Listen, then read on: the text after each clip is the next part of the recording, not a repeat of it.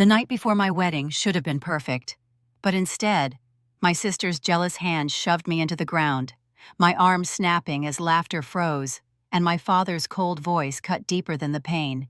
When he said it was my fault, my name is Hannah, and this is the moment I stopped being silent. The soft glow of candles flickered across the banquet hall, their light catching on crystal glasses and polished silver. I should have felt beautiful that night, the night before my wedding, surrounded by people dressed in elegant clothes, laughter floating through the air. But beneath the chatter and the polite smiles, I felt a familiar tension curling in my chest, the same one that always came when my sister Victoria was near. She stood across the room in a form-fitting emerald dress, her hair perfectly curled, her lips painted the shade of wine she always favored. Her voice carried above the crowd, sharp and deliberate. "Hannah," she called out, drawing the eyes of half the room. "I can't believe tomorrow you're actually getting married. Who would have thought you were never the type men noticed?" A few guests laughed, though most quickly looked away. My cheeks burned and I clutched the edge of the table in front of me. Ethan, my fiancé, wasn't there yet, caught in traffic, and without him I felt exposed. I forced a smile, the kind that ached in my jaw. "That's funny, Victoria. You must be confusing me with yourself." Her eyes narrowed, and I knew I had just poured gasoline on a fire. She stalked closer, heels clicking against the floor. Our father Richard sat at a table near the center, swirling his scotch. He didn't move, didn't even look up. His indifference was louder than Victoria's words. Victoria leaned so close I could smell her perfume, a heavy floral scent that always made me nauseous. "You think this marriage will make you special? Without Ethan's money and name, you're nothing. You'll always be the little girl chasing after me, begging for scraps." My stomach knotted. I heard a few guests gasp softly, someone whispering behind a napkin. My hands trembled, but I lifted my chin. At least I don't need to tear others down to feel important. Her smile didn't reach her eyes. She placed her hand on my shoulder, her grip sharp. "You really don't learn, do you?" Then it happened so quickly, I barely registered it. She shoved. My heel caught on the carpet, my body lurched sideways, and I crashed against the corner of the table. A sickening crack echoed in my ears, and pain shot through my arm so violently that my breath left my lungs. I fell to the ground, clutching my wrist, my vision blurring with tears. A wave of whispers rippled through the room, chairs scraping back as people stood. I could hear my heart pounding in my ears, the agony making me dizzy. Victoria stood above me, feigning innocence, her hands raised slightly. "Oh my God, Hannah, you're so clumsy. Look at what you've done." I tried to push myself up, but the pain seared through my body, forcing a cry from my throat. A man stepped forward, maybe to help, but my father's voice cut through the air. "Enough," he said, his tone hard and cold. "Hannah, what did you do to provoke her this time?"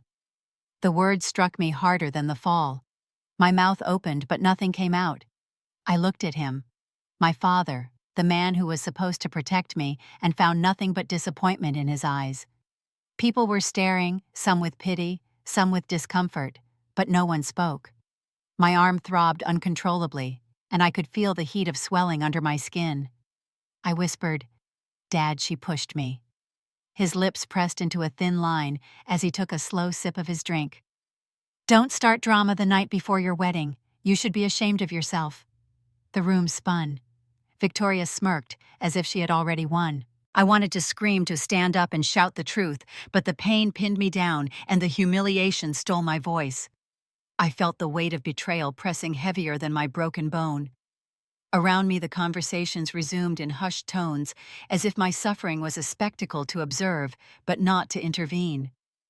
Lying there, the sharp scent of wine and lilies filling my nose, I realized this was not the first time I had been left to bear pain alone, but it might be the last time I stayed silent. The music started again faintly in the background, and the clink of glasses returned, but nothing could cover the sting in my chest. I gripped my useless arm against me, holding on as if that was the only anchor I had left. I closed my eyes, swallowing back the tears. Tomorrow I was supposed to be a bride cherished and celebrated. Instead, I sat in the wreckage of my sister's cruelty and my father's indifference, the laughter of others echoing like a cruel reminder that in this family, I was never the one worth defending. And in that silence, as my body shook, I knew something inside me had cracked wider than the bone in my arm. I remembered when I was 8 years old, sitting cross-legged on the carpet in our small living room, clutching the certificate I had just been given at school. The paper was still warm from the printer, my name typed neatly at the top. Hannah Miller. Outstanding achievement in English. My teacher had smiled at me when she handed it over, her voice gentle, saying she had never seen a student so dedicated. I had walked home with it pressed against my chest, my heart full of pride, eager to show my parents. But when I pushed through the front door, Victoria was already there, leaning against the counter with that effortless grace she always seemed to have. She was 2 years older, taller, louder, always ready to take up all the space in the room. She snatched the certificate out of my hands before I could speak. "Cute," she said, twirling the paper between her fingers. "Maybe I will show Dad this when he gets home." I begged her to give it back, but she only smiled, folding it neatly and slipping it into her backpack. Later that evening, when Dad walked in smelling of cigarettes and tiredness, it was Victoria who waved the certificate in front of him, claiming she had received it for a science project. He pulled her into his arms, proud and beaming, calling her his brilliant girl. I stood behind them, my small hands twisting at the hem of my shirt, invisible in the shadow of their embrace. It wasn't the only time. I can still see the snapshots of my childhood lined up in my memory. Family gatherings where Victoria stood in the center of photos, her smile wide, while I lingered on the edge, half cropped out of the frame. School plays where I worked for weeks memorizing lines only for my father to miss the performance because Victoria had a swim meet. Even the times I brought home good grades, the papers pinned to the fridge always had her name written across the top. When Mom was alive, at least there had been a balance. She would lean down and brush the hair from my face, reminding me that I was special too. She would clap the loudest when I sang in the church choir, and her arms were always open for me when the sting of Victoria's cruelty cut too deep. But in 2018, cancer took her away. I was 20 then, just starting college, and suddenly our house felt colder than ever. Victoria stepped into the space Mom left behind, not with love, but with dominance. Dad leaned on her financially and emotionally. She had landed a job in event planning in Chicago, money flowing in quickly, and she sent him checks every month. He began to look at her as the responsible one, the savior of our family. I became an afterthought, a burden he tolerated. I remember one Christmas after Mom passed. I had bought a small gift for Dad, a leather wallet I had saved up for by working extra shifts at a cafe. When he unwrapped it, he muttered a distracted thank you before turning to the envelope Victoria had slid across the table. Inside was a check that made his eyes light up.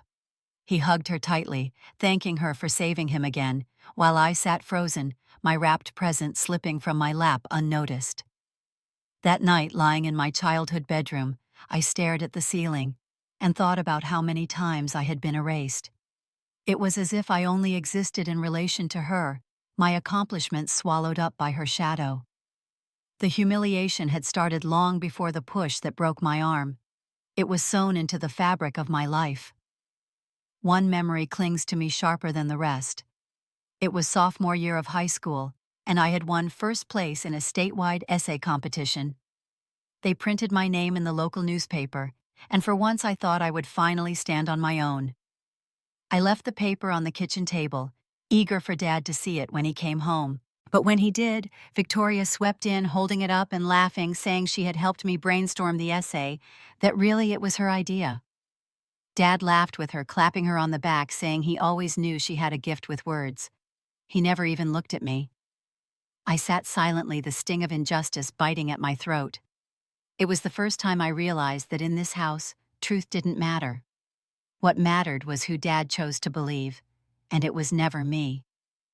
As the years passed, I tried to shrink myself smaller and smaller, as if being quiet would protect me from the constant dismissal.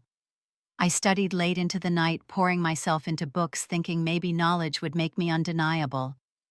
But even when I graduated near the top of my class, Dad never attended the ceremony. Victoria had a business presentation that day, and he went to support her instead. It is strange how pain from the past can echo in the present. Sitting on that cold floor in the banquet hall, my arm broken, and my father's words accusing me instead of her. All those memories rose like ghosts. The certificate stolen, the applause redirected, the love withheld. Each one was a nail hammered into the truth I could no longer deny. Victoria had taken my place over and over again, and Dad had let her. Now, on the night before my wedding, it felt like the cycle had reached its cruelest peak. I had not only lost his protection, I had lost his faith entirely. As I sat there, the smell of wine and perfume swirling around me, I saw my younger self again standing small in the doorway, while Victoria held up my prize as if it were hers. I felt the ache of that little girl's silence, and I understood that the betrayal I felt now wasn't new. It was simply the continuation of a story that had always belonged to her, never to me. And for the first time I wondered how much longer I could carry that silence before it crushed me completely. The first time Ethan touched my hand, I felt a kind of steadiness I had never known before. He was nothing like the people I had grown up with. Where my father's voice carried judgment, Ethan's carried reassurance. Where Victoria's gaze was sharp and cutting, his was steady and warm. We had met at a networking event in San Diego 3 years earlier. I had been helping a nonprofit organize a small fundraiser trying to balance trays of champagne flutes when one nearly slipped from my hand. Ethan caught it with ease, smiling at me with a calmness that disarmed my nerves. From that moment, he carried himself like someone who never needed to boast about his worth. He simply was. The first time he introduced me to his family, I braced myself for the scrutiny I had grown accustomed to. His mother Margaret opened the door of their home near La Jolla, her arms already reaching for me. She smelled faintly of lavender, and her eyes lit up as if she had been waiting for me her whole life. "Come in, Hannah," she said, her voice tender. "We have been eager to meet you." Dinner at their table was the opposite of what I had known growing up. No one interrupted me when I spoke. No one rolled their eyes when I shared my ideas. Margaret asked questions about my work, genuinely curious. Ethan's father, Thomas, nodded thoughtfully, his words slow and measured, giving weight to everything I said. For the first time, I felt what it meant to be welcomed. The contrast was almost unbearable at times. With Ethan's family, I was seen. With mine, I was dismissed. Every holiday spent at his parents' house deepened that difference. Margaret would take my hand while we decorated the Christmas tree, slipping me an ornament and whispering how glad she was to have another daughter to share it with. Those words carved deep into me, filling the spaces my own father's love had never reached. One evening, Ethan drove me up the coast to Santa Monica. The sun was low, painting the sky with streaks of orange and pink, the waves crashing in rhythm against the shore. He took my hand and led me down the sand until the boardwalk noises faded, and all I could hear was the ocean. He stopped brushing the hair from my face and dropped to one knee. For a second, the world stilled. I heard my breath catch in my chest, my heart pounding against my ribs. Ethan looked up at me with those steady eyes and said he wanted to build a life with me, one where I would never doubt that I was loved, where silence would never crush me again. The ring glittered in his hand, but it was his voice that made my eyes burn with tears. I said yes with a sob that surprised even me. The wind carried my voice away, but Ethan heard it pulling me into his arms, pressing his forehead to mine. Around us, the ocean roared as if bearing witness to the moment. For the first time, I felt the possibility of a future that wasn't weighed down by the shadows of my past. We celebrated with his family that night. Margaret held me so tightly I thought my ribs might crack, laughing and crying at the same time. Thomas poured champagne, raising a toast to new beginnings. In their living room, surrounded by photos of vacations, graduations, and ordinary joys, I felt a belonging I had never tasted in my own childhood home. Ethan noticed my tears and squeezed my hand. "You're safe with me, Hannah," he whispered. "I promise you, whatever happens, I will protect you." The words sank into me like a vow carved into stone. And yet, as much as I wanted to hold on to that light, there was a shadow that refused to release me. My father's voice, dismissive and cold, echoed in the back of my mind. Victoria's laughter, sharp and triumphant, still haunted me. Even standing in the warmth of Ethan's embrace, I felt the weight of where I had come from, threatening to seep into the life I was trying to build. But as I looked at Ethan, the ring shining on my finger, I realized I had a choice. For the first time in years, there was someone standing beside me who would not let me be erased. Someone who saw me not as a shadow, but as a person worthy of being loved out loud. That night, lying beside him with the ocean breeze drifting through the open window, I let myself believe in the promise of a different life. One where my voice mattered. One where my silence could finally end. At Westwood Media, I worked harder than I had ever worked in my life. The office in downtown Los Angeles buzzed with energy phones ringing, keyboards clattering, the faint smell of coffee always in the air. I had clawed my way up to a management position in PR, and for once I felt like I was standing on my own ground, not in anyone's shadow. My team respected me, clients trusted me, and I was in line for a promotion that could finally shift the way my father looked at me. When a major cosmetics company opened bidding for a massive advertising campaign, I poured myself into the proposal. Nights blurred into mornings as I worked on the pitch deck, refining every line, every image, making sure it was perfect. My colleagues whispered that if I landed it, the promotion was mine. For the first time, I dared to imagine calling my father and telling him that I had won something on my own terms. But then Victoria appeared. She had launched Miller Events a few years earlier, a boutique company that handled weddings, galas, and now apparently corporate functions. I knew she had influence, connections, and an uncanny ability to step into rooms she had no business being in. When I heard her company had been invited to pitch for the same account, I felt my chest tighten. The day of the presentation, I walked into the glass-walled boardroom, confident, holding my materials with steady hands. My team delivered flawlessly. I could see nods around the table, feel the momentum swinging in our favor. For a moment, I allowed myself to hope. A week later, the news broke. The contract had gone to Miller Events. My heart sank as I read the email. The justification was vague, some line about a fresh creative vision. But whispers trickled back to me.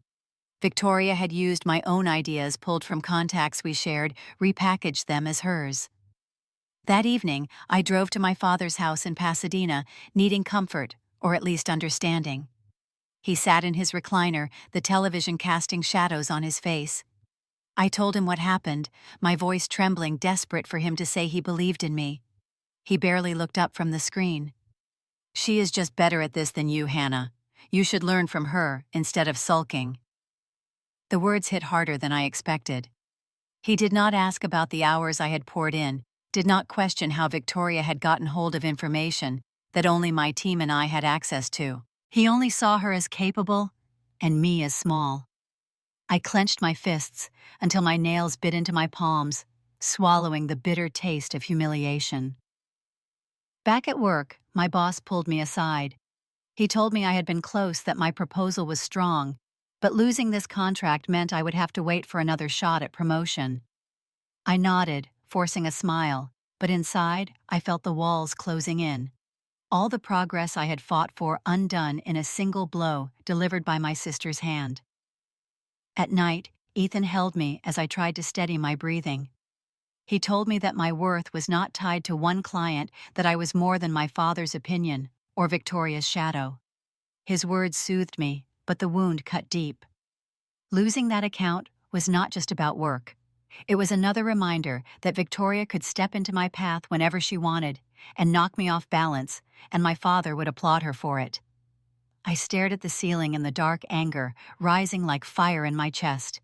It was no longer just about family cruelty. Now it was about my career, my future. Victoria had made sure I would not rise, and my father had handed her the hammer. The next morning, I sat in my car, outside the office, gripping the steering wheel, watching people hurry past with their coffees and briefcases. For the first time, I wondered if all my effort was worth anything, when the people who should have cheered for me only found ways to tear me down. And yet in that doubt, something hardened inside me. I could feel the ember of a resolve beginning to burn, a determination that whispered, I would not let this be the end of my story. The dinner was held at a well-known restaurant in downtown Los Angeles, the kind of place with dim lighting, polished tables, and waiters who moved like shadows. Ethan squeezed my hand as we walked in his presence, steadying me. Both our families were already seated, and I felt the tension rise the moment I spotted Victoria at the far end of the table. She was glowing with her usual confidence, her voice carrying above the hum of the room. From the first glass of wine she started, little jabs veiled insults that slid under the conversation. When Ethan complimented me on handling a recent client issue, she laughed loud enough for everyone to hear. Without Ethan propping you up, you would still be fumbling through life. The words hung in the air. My cheeks burned. I waited for my father to intervene to shut it down, but he only smirked and nodded like she had spoken some undeniable truth. The meal dragged on, each course another opportunity for her to needle me. She leaned in, asking if I was nervous about the wedding, then added with a sweet smile that she hoped I did not embarrass myself in front of Ethan's family. Laughter rippled around the table, sharp and cruel. I stared down at my plate, forcing myself to breathe slowly, my fork trembling in my hand. Ethan's mother, Margaret, tried to shift the subject, asking about the honeymoon plans, but Victoria cut her off, her voice rising again. Really, I am just amazed Hannah managed to land Ethan at all. Without him, she would still be living in Dad's house with no direction. I felt my stomach twist. Every word chipped away at me, every glance from my father confirming that he agreed. Finally, I excused myself, standing from the table before the tears could spill. My chair scraped against the floor, the sound louder than I intended. I walked toward the exit, each step heavy, my chest tight with humiliation. Behind me, her voice rang out sharp and cutting, echoing across the hushed restaurant. This family only needs one daughter, and it is not you. The words stopped me cold. For a moment I stood frozen in the doorway, heat rushing to my face, eyes stinging. I could feel every eye at that table on my back. My father said nothing. The silence from him was worse than any insult. Ethan caught up with me outside, his hand warm on my shoulder. "Let's go," he whispered, his jaw clenched, fury in his eyes. I nodded, fighting to hold back the tears that threatened to break loose. The night air was cool against my skin as we stepped into the parking lot, but inside I was burning. I sat in the car, staring out at the lights of the city, my pulse pounding in my ears. Victoria's voice echoed in my mind, each word a blade. All my life I had been shoved into the shadows, but tonight it had been public, deliberate, undeniable. They wanted me small. They wanted me silent. I pressed my palms against my knees, steadying my breath. The humiliation was sharp, but beneath it, something else was building. A promise to myself that no matter how many times they tried to erase me, I would not vanish. Not tonight, not ever again. The engine hummed as Ethan drove us away, the glow of the restaurant fading in the rearview mirror. I leaned back in my seat, letting the city blur past, holding tight to the ember inside me. It flickered in the darkness, fragile but alive, and I knew I would guard it until the moment came to let it blaze. The next evening, the rehearsal dinner gathered everyone again, the same restaurant filled with laughter and clinking glasses. But my nerves were tight as piano strings. I had promised myself to hold steady, to keep my head high, yet I felt Victoria's eyes on me before I even sat down. She carried herself like a queen, chin-tilted voice, pitched loud enough for every table nearby. When Ethan leaned toward me, whispering encouragement, she rose suddenly, her chair scraping harshly. The room hushed. She walked around the table, her heels striking like drum beats, and stopped just inches from me. Her smile was sharp, almost sweet, but her eyes glittered with cruelty. Without warning, she shoved me hard in the chest. My body lurched backward into the table behind me, glassware crashing to the floor. Pain exploded in my arm as I twisted to catch myself, but the angle was wrong, and the crack echoed louder than the gasps that followed. A white-hot scream tore from my throat as I collapsed, my satin dress ripping along the side where it caught the edge of a chair. I clutched my arm, nausea rising, tears blurring my vision. The room spun with faces shocked and frozen, yet none more cutting than my father's. He stood at the head of the table, his expression stone. "Stop making a scene, Hannah. You probably provoked her." His words cut through me more viciously than the pain in my bone. Ethan was suddenly at my side, shouting for help, his hand steadying my shoulder. Margaret pushed through the crowd, calling for someone to phone an ambulance. But Victoria only stood with arms crossed, lips curled in satisfaction. Around us, whispers surged like waves. Guests shifted uncomfortably, eyes darting between me and my father, between Victoria's smug stance and my crumpled form on the floor. Through the haze of agony, I caught sight of a young man in a server's uniform standing near the bar. He held his phone angled discreetly, the red recording light blinking. His name tag read, Jason. Our eyes met for a split second, and he gave the smallest nod, before turning back to his tray, blending again into the background. Ethan pressed a napkin into my trembling hand, his voice tight with fury. "Stay with me, Hannah. You are going to be okay." I could barely respond, my breath coming in shallow gasps. The pain throbbed my body, shivering under the weight of humiliation. The restaurant manager hurried over, flustered, trying to usher people back to their seats. My father's glare silenced anyone who dared speak against Victoria. "Let it go," he muttered, as if my broken arm was nothing more than spilled wine. I closed my eyes, forcing myself not to drown in the shame. My body was broken, my dress torn, and still they expected silence. The voices of my childhood returned, the endless echoes of being second best, invisible, undeserving. But this time the fire in my chest would not dim. The paramedics arrived, their stretcher wheeled through the narrow aisle. Ethan stayed close as they lifted me, his jaw set in rage, his hand gripping mine with steady warmth. Margaret walked beside him, her eyes fierce, her presence a shield. As they carried me out, I caught one last glimpse of Victoria, standing tall beside our father, her hand resting lightly on his arm, as if she had done nothing wrong. The room seemed to bow to her, complicit in silence. But somewhere in that crowd, Jason still held his phone. And though my body ached, and my dignity lay scattered with the shattered glass, I clung to the flicker of hope that what he had captured might one day burn brighter than their lies. The antiseptic smell of the hospital pressed into my lungs as I opened my eyes to the dull light above. My arm was immobilized in a hard cast, the weight of it dragging against my chest. A doctor stood at the foot of the bed, flipping through papers, his tone professional but clear. "The injuries are consistent with physical assault." He noted that my statement had been recorded and filed in the medical chart. His eyes met mine, steady but heavy, with the kind of truth people often wanted hidden. When he left, silence pressed in, broken only by the rhythmic beeping of the monitor beside me. Ethan sat in a chair at my side, his hand around mine, his face pale with exhaustion, but fierce with determination. Margaret was speaking quietly to a nurse outside her presence, like a guard against the storm I knew was coming. The storm arrived in the shape of my father. Richard Miller walked into the room with the same authority he carried into boardrooms and family gatherings. His suit was impeccable, his shoes polished, as if the chaos of the night before had never touched him.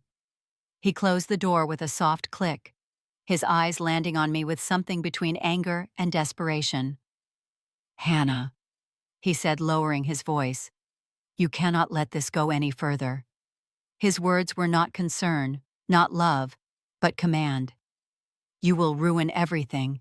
Do you understand what this will do to your sister? To this family?" My throat tightened. My body was still throbbing, pain coursing through every nerve. Yet he stood there asking me to erase it. I whispered, "Dad, she broke my arm." And he snapped back, "You must have provoked her. The press, our relatives, the community. They will tear us apart if this gets out. You will destroy us." His hand pressed the rail of the bed, his eyes hard. "Drop it. Do not sign anything. Do not say another word. Think of the family." The nurse came in to check my IV, her movements careful. She paused, catching the edge of his tone, her eyes flicking from him to me. For a moment her gaze softened, almost apologetic, as if she wished she could intervene.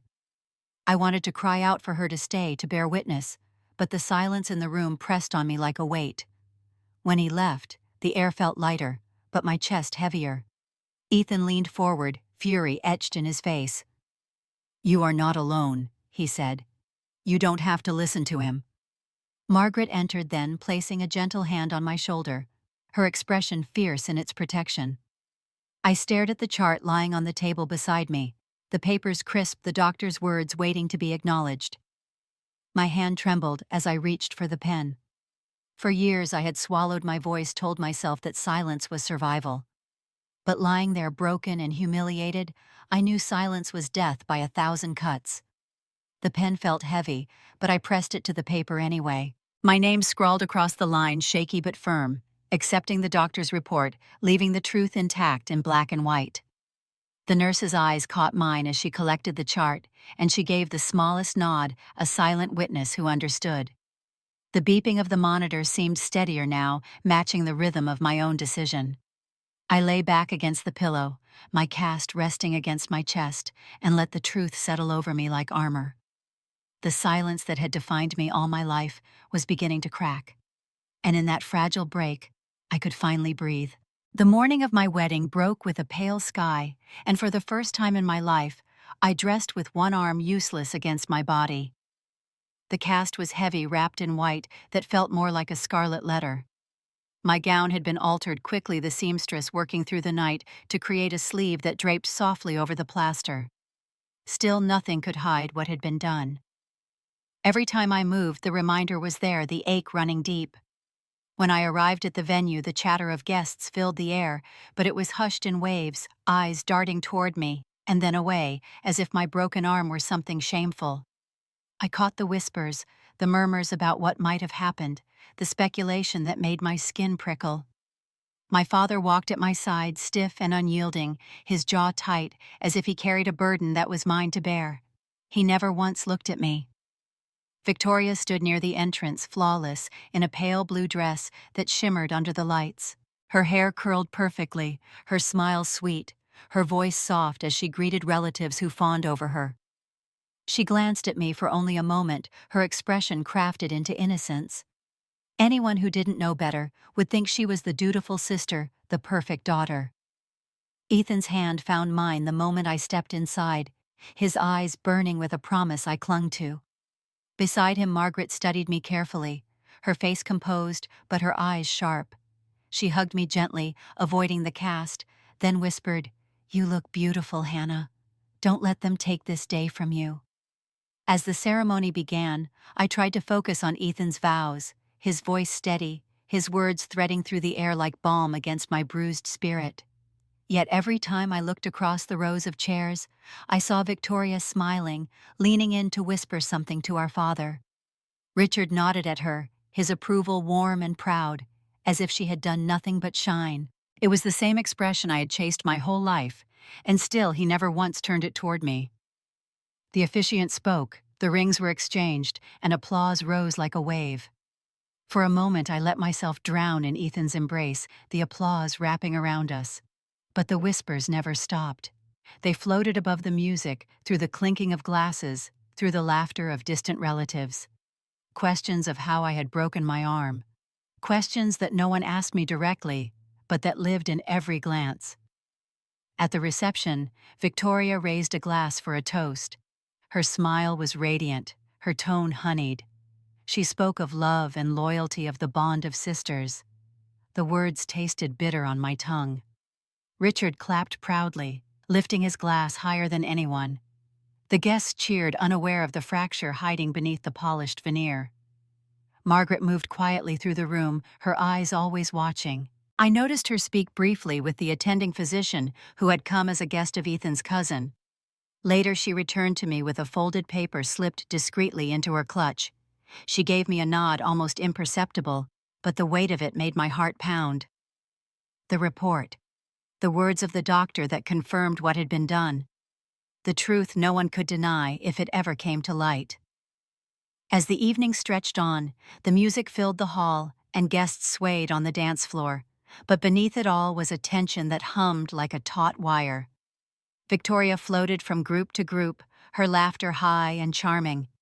Richard remained by her side, his approval unwavering. To them, the night was perfect, unmarred by the cast on my arm or the whispers that followed me like shadows. I sat with Ethan and Margaret, forcing smiles for photographs, but my stomach knotted tighter with each passing hour. I could feel the storm building not just inside me, but in the air around us, in the wary glances, in the silence that fell whenever I passed. The wedding was supposed to be a beginning, yet it felt like a fuse being lit. By the time the cake was cut, I knew the night could not end as quietly as it began. The air was too heavy, the whispers too loud, the truth too close to the surface. Somewhere deep inside, I braced for the moment when the facade would finally shatter. Margaret rose slowly from her chair, the clinking of her glass calling for silence, though the room had already quieted under an uneasy tension. Her posture was steady, her voice calm, yet edged with something sharp that cut through the hum of conversation. She spoke of truth and of love, of how real family stood, not only in celebration, but in defense of what was right. Then she lifted a folded paper from her clutch, her hand unshaking as she held it high. The words rolled out clearly as she read the statement from the doctor, every syllable carrying weight. Injuries consistent with physical assault, patient reports being pushed by her sister. The air shifted. Glasses froze midway to lips, forks hovered above plates. The music faltered, and for the first time that evening, Victoria's smile cracked. She laughed lightly, her tone strained, brushing it off as a misunderstanding, a mistake, a clerical error. But no one laughed with her. Eyes that once admired her now pierced with suspicion, and the air grew thick with disbelief. Richard was the first to break the silence, his voice heavy but steady, as though he could command the narrative by sheer will. He said I must have provoked her, that I always found ways to stir trouble, that I had brought this upon myself. His words rang out across the room like a gavel, and for a moment I felt the old familiar weight of shame. But then I saw the faces of Ethan's family, the shock, the anger, the refusal to accept excuses. And in that moment, the silence I had carried my whole life could no longer hold. I pushed back my chair and stood, my legs trembling, but rooted with resolve. My cast itched against my skin. My voice cracked at first, but it rose with each word. I said I had lived in the shadow of lies for too long, that I had been bruised and silenced, made to believe my pain was mine to bury. My chest ached with each breath, but the words poured out like they had been waiting their whole lives to escape. I turned to Victoria, my eyes fixed on hers, and told her I would not protect her anymore. Gasps rose from the crowd. A murmur spread like wildfire, and someone near the back whispered loud enough to be heard that it explained everything: the cast, the tension, the whispers all night. Victoria's composure broke further, her eyes darting wildly for support, landing on Richard. He tried to soothe her, telling the crowd it was just sisters fighting, nothing more. But the evidence in Margaret's hand spoke louder than his excuses. Victoria's cheeks flushed, her lips curled into a sneer. She spat words back at me, calling me weak, pathetic, jealous. Her voice shook not with sorrow, but with rage at being cornered. She turned to the guests, begging them to see her as the victim, to believe the story she had spun for so many years. Yet the doubt in their eyes was unmistakable, the faith she had always commanded slipping through her fingers. Ethan stepped forward, placing a hand firmly on my back, steadying me. He spoke not loudly, but clearly, saying he had watched long enough, that love could not grow in silence, and that tonight the truth mattered more than appearances. His presence strengthened me, his words binding with mine, until they filled the room with a power I had never known. Richard's face tightened, his eyes blazing at me, but even he could not silence the growing wave. Whispers turned to murmurs, murmurs to voices, voices to a chorus of condemnation, directed not at me, but at the daughter he had chosen to protect. Victoria's name, once spoken with admiration, now lingered with doubt, her reputation unraveling before her very eyes. I straightened my shoulders, my hand pressed against the table for balance. My voice was steady now. I told them all that I would not be silent again, that I had been blamed for pain I did not cause, for wounds I did not inflict, and that from this moment I would no longer carry their shame. The silence that followed was different from before.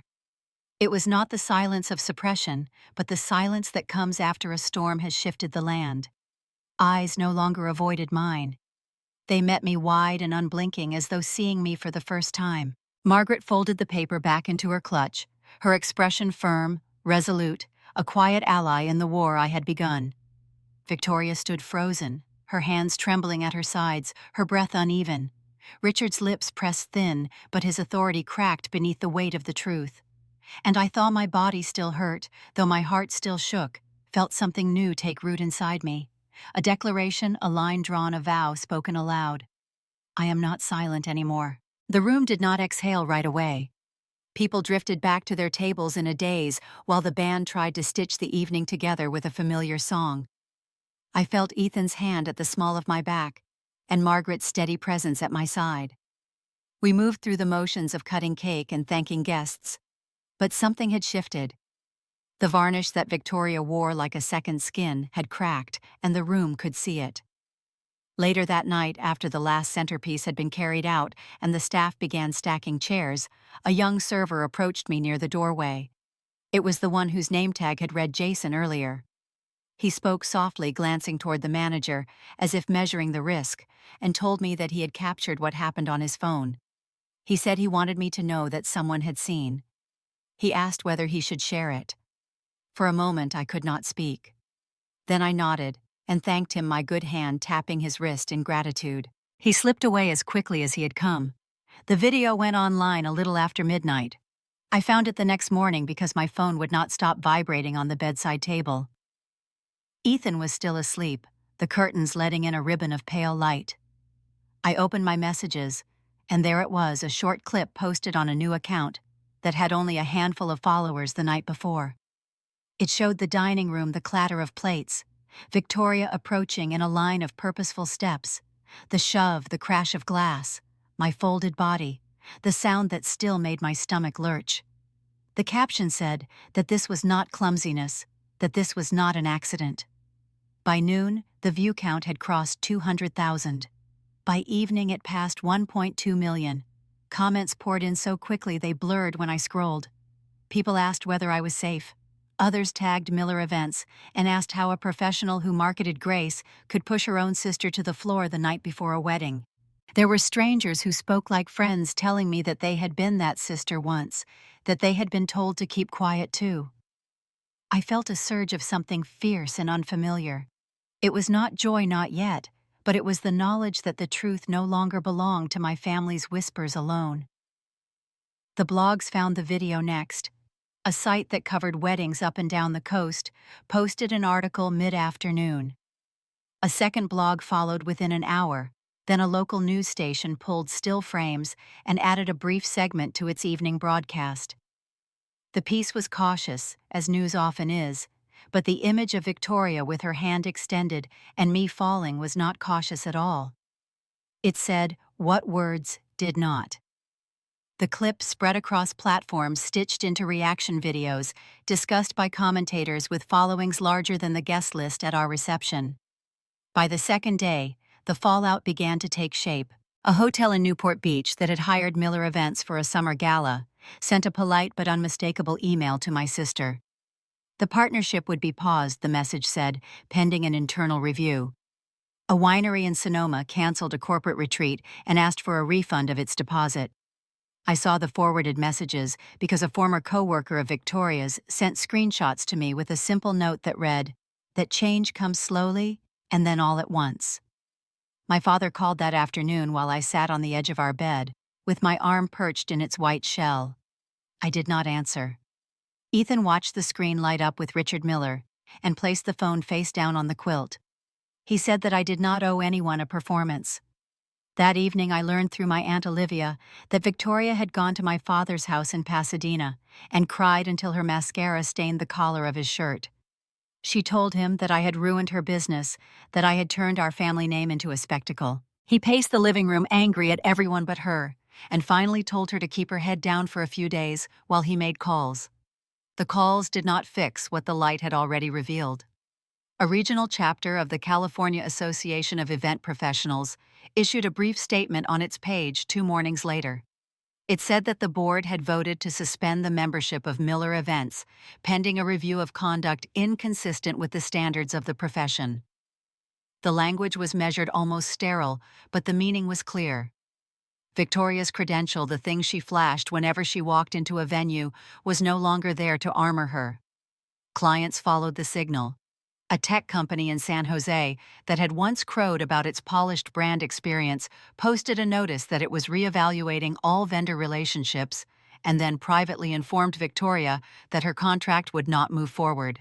A charity in Orange County that had booked a holiday fundraiser with her in December called Margaret, who had passed them to me months earlier when I was doing pro bono work, and asked for a recommendation for a planner who understood accountability.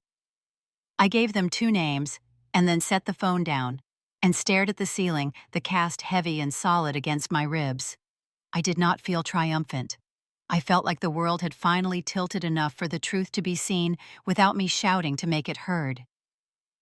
Victoria tried a different tactic on the 3rd day. She texted me a long message that began with the words that she was sorry I had felt hurt. She wrote that stress had made her act out of character, that the video did not show what I had said to her first. She asked me to make a public statement that we were working through a family misunderstanding. She said that she would go on a podcast to tell her side if I refused. I read the message twice. Then I put the phone down and walked to the window, watching cars crawl along the street, the city moving as if nothing extraordinary had happened. Ethan asked quietly whether I wanted him to respond.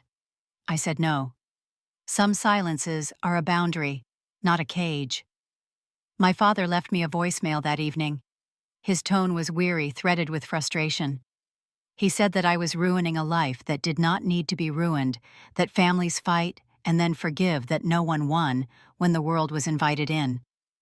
He asked me to call him back so that we could manage the narrative. I closed my eyes and remembered the night he had stood over me while my arm throbbed and told me that I had provoked her. I remembered every time he had called silence a solution. I deleted the message. By the end of the week, Miller Events had scraped its social pages clean of anything but bland statements about commitment to excellence. The comment sections were turned off. A rumor reached me through a friend that the manager of the restaurant where the rehearsal dinner had taken place had been fielding calls from reporters all morning. The staff had been told to direct inquiries to a corporate office. Jason's video had been mirrored and reposted so many times that it no longer belonged to any single account. It belonged to the collective hunger for truth and the exhausted empathy of strangers who had seen enough polished lies to last a lifetime. Margaret brewed tea at our apartment and set the cup beside me with a kind of care that softened the edges of everything. She told me that she had spoken with a lawyer who specialized in torts and that there were options I could consider when I was ready. She did not push. She simply wanted me to know that my choices did not end at survival.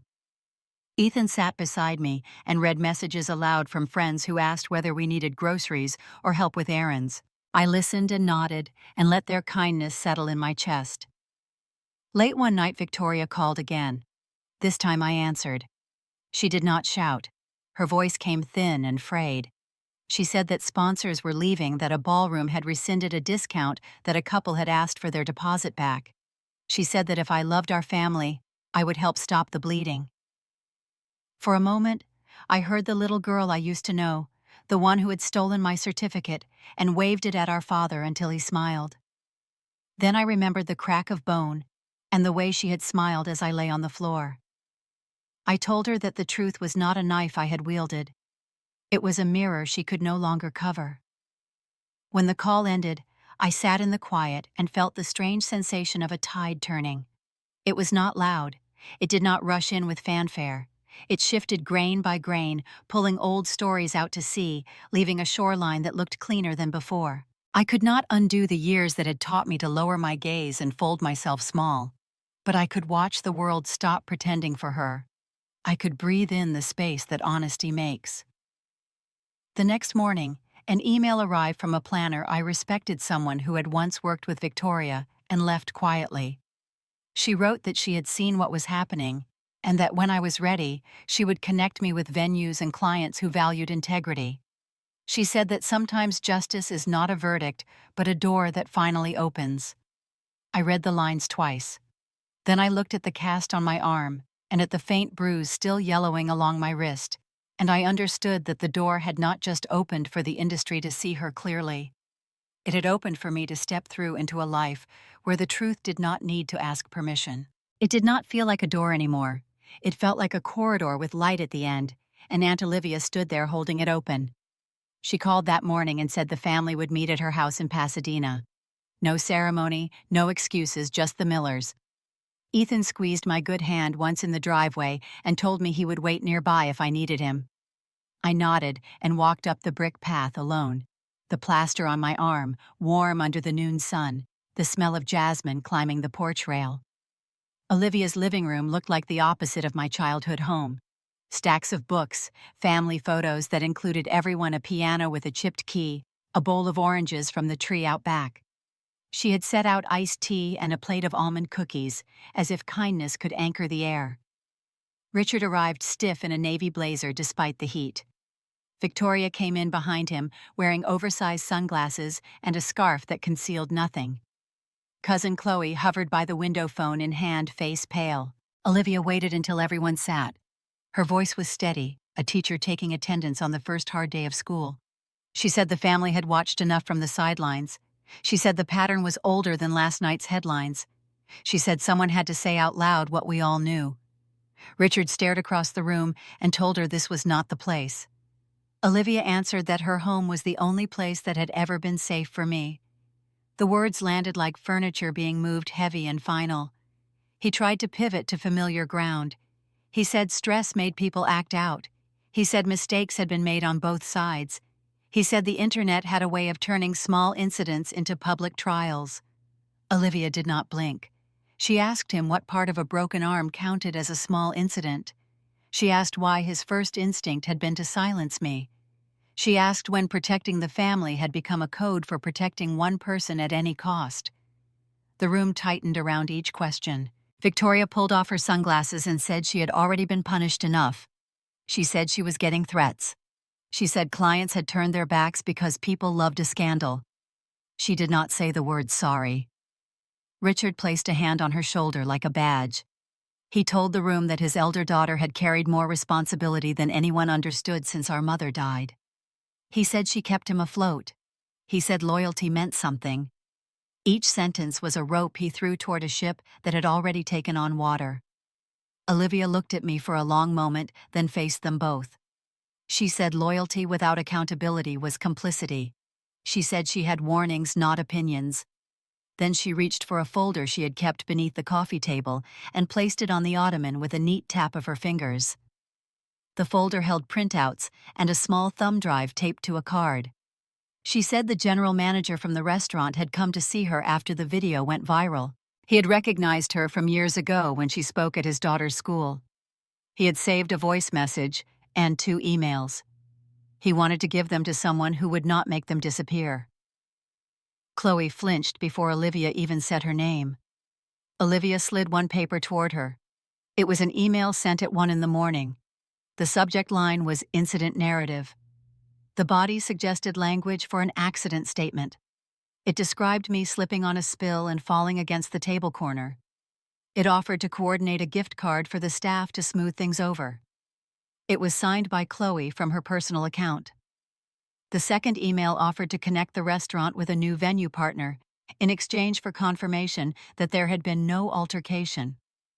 The timestamp on both sat like ink that refused to fade. Chloe said she had only been trying to help. She said the restaurant was already anxious about publicity. She said she thought if the language were clear, everybody could move on. Olivia picked up the thumb drive case and set it down again. She said there was also a voice message. It was short. It asked the manager to delay sharing any security footage while the family handled things privately. It mentioned the association that had just suspended Miller Events. It used the word leverage. Richard's mouth flattened. He told Chloe that this was not how the family operated.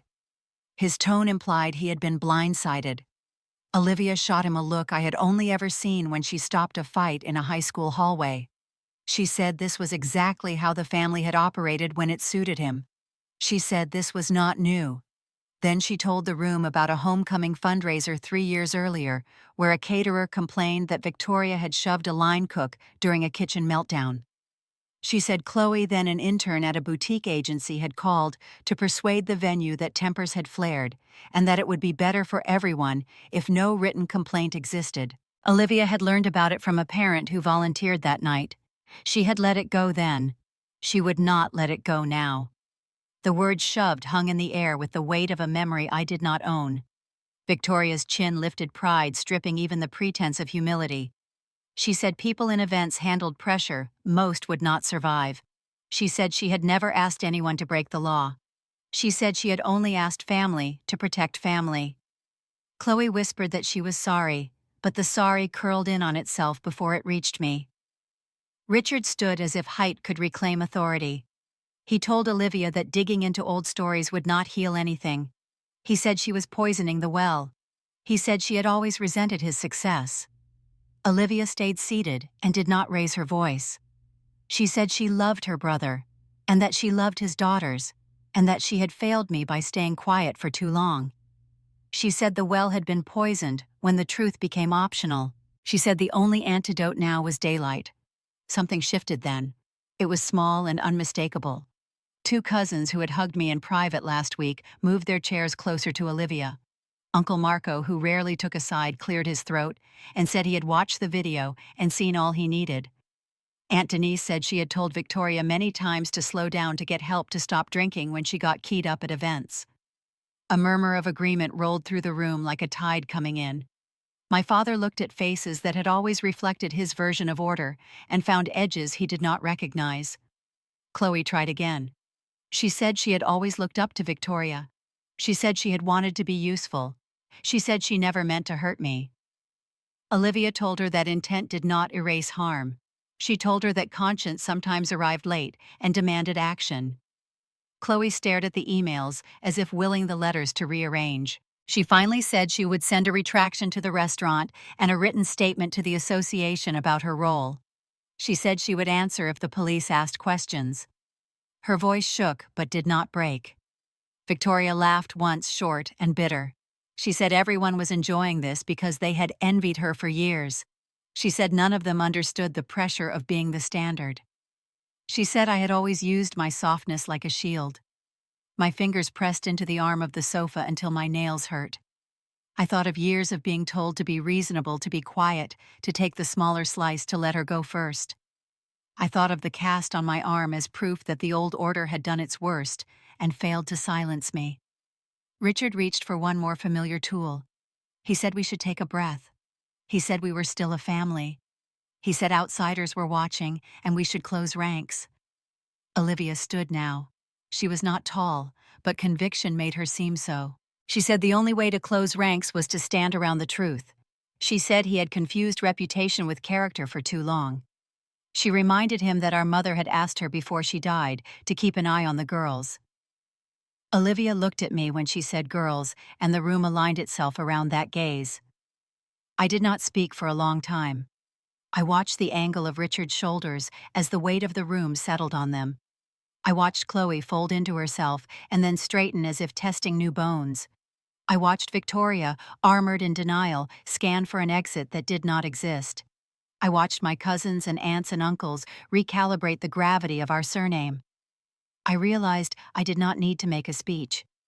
The door I had stepped through had widened, and others were choosing to walk through it with me. Olivia moved to my side and placed her palm lightly on the cast. She said the doctor had told me not to lift anything heavier than a book. She said she would carry whatever I needed carried until I could do it myself. The room softened. A cousin asked if I needed help with any paperwork. An uncle said he had a friend at the district office who could advise on protective orders. Someone offered to bring dinner to our apartment that night, so Ethan did not have to cook. Small offers, real offers, a net being woven where there had only been empty air. Richard sank back into his chair as if the cushion had given way. He said nothing else. Victoria stared out the window at Olivia's orange tree as if the fruit had turned against her. Chloe opened her email app, hands trembling, and began to type. Olivia poured me iced tea and said I looked tired. I was tired. the kind of tired that follows the first full breath after months of shallow ones. I stepped outside into the bright afternoon and sat on the porch steps. The jasmine smelled sweeter than it had in the morning. On the sidewalk, a neighbor walked by with a golden retriever. The dog paused, tail swaying as if to offer a silent affirmation that the world contained ordinary moments even when families broke and remade themselves. Behind me, I could hear voices rising and falling, not in a single dominant tone, but in a weave of disagreement and reluctant agreements and new promises. Ethan's car idled under the shade of the jacaranda tree across the street. He saw me and did not move, respecting the distance I needed between the woman who had walked up the path alone and the woman who would walk back down. It changed. I held the cold glass against my cheek and let the condensation run to my wrist. For the first time since the night of the rehearsal dinner, the ache behind my ribs loosened. Inside, decisions were being made that would shape the next weeks. Statements to be written, calls to be returned, counsel to be sought, consequences to be allowed their full height. I did not need to direct any of it. I only needed to keep walking forward on the clean line I had drawn. The door had opened. The light was still there. And I was no longer walking toward it alone. Victoria showed up at my apartment uninvited, her eyes swollen from crying, her voice trembling as she begged me to drop the lawsuit. She clutched at my uninjured arm, as if pulling me back into the role I had always played, the quiet sister who swallowed her pain. I pulled away and told her that forgiveness was mine to give, but returning to the silence she demanded was not. She promised change, swore she would make things right, but her words fell into the emptiness she had created over years of betrayal. Richard came days later, shoulders hunched, the authority that once filled every room stripped away. He mumbled about family, about reputation, about blood being thicker than water, but I could see the fear in his eyes was not for me, only for the crumbling walls of the world he had built on favoritism and denial. He asked for my mercy, but I had already given all the mercy I could afford. Ethan held my hand through it all, steady and unshaken. Margaret's presence was like a shield, her voice calm and unwavering, as she reminded me that family could also be chosen, and that the people who stood beside you when the storm hit were the only ones worth calling your own. For the first time, I truly believed it. When the civil suit was filed, the news spread like wildfire. Victoria's name slipped from guest lists. Miller Events dissolved under the weight of broken contracts, and Richard's silence no longer carried authority. At the courthouse steps, flashes of cameras caught Victoria's tear-streaked face, but I kept my chin lifted. I was no longer the shadow behind her spotlight. On the morning of the hearing, I walked past her without looking back. My voice echoed in the courtroom clear and steady when the judge asked me if I wished to proceed. I said yes, and in that single word, I felt the years of silence fall away. The gavel came down not just on her career, but on the years she had stolen from me. Later, standing on the balcony of the home Ethan and I had built together in San Diego, I breathed in the ocean air and felt the weight finally lift. I told myself I would not let their choices define me, that their betrayal would not be the blueprint of my life. I whispered into the wind that I was free. They could abandon me. They could call me a failure. They could strip me of everything they thought mattered, but I would not abandon myself again. This time, I would not be silent. If you are listening, I hope you carry this with you. Do not let anyone's voice drown out your own. Do not allow injustice to be the story written over your life.